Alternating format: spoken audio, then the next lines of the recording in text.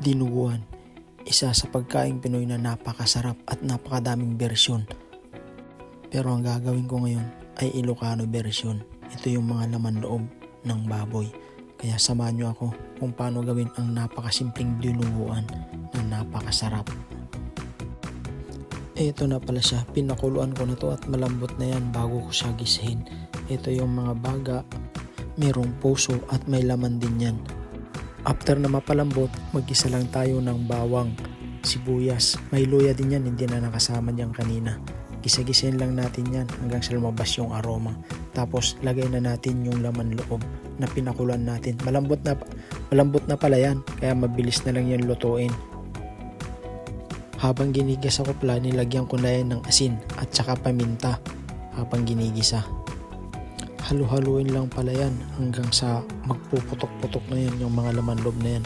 Pagkatapos kung mahalo dyan ay tinakpan ko na yan. Tostado na yan at nagpuputok-putok na pala yan. Kaya sa ganyang texture niyan, pwede nang ilagay yung dugo. Habang hinahalo ko pala yung dugo na yan, kailangan nasa mahinang apoy lang para hindi magbubukol-bukol ang dugo. Kailangan consistent din pala yan ng paghalo. Kailangan matyaga ka maghalo-halo dyan hanggang sa maging malapot na siya. Sa pagluluto ng dinuguan, kailangan from time to time hinahalo-halo mo talaga siya. Sa ibang bersyon kasi yung mga dinuguan, nilalagyan nila yan ng gata. Yung iba naman, nilalagyan nila yan ng tanglad. So, naglagay na din pala ako dyan ng bitchin.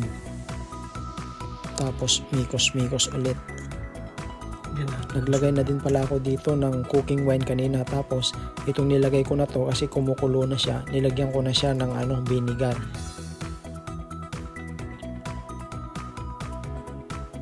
Malapit na yung maluto kasi malambot na yun kanina. Nagdagdag ako ng patis kasi kulang yung panlasa ko, kulang yung alat niya.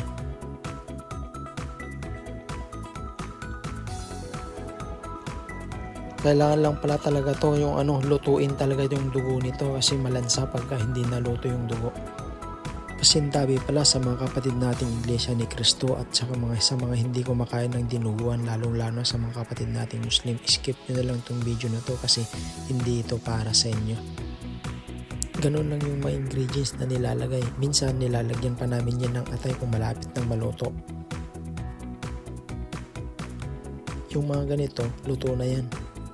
Hindi ko na din pala nalagyan ng sili yan kasi mahirap nang lumabas kasi dito yung mga available na lang. Ang hirap nang pumunta ng palengke kasi ngayon kasi napakalamig na dito sa Korea.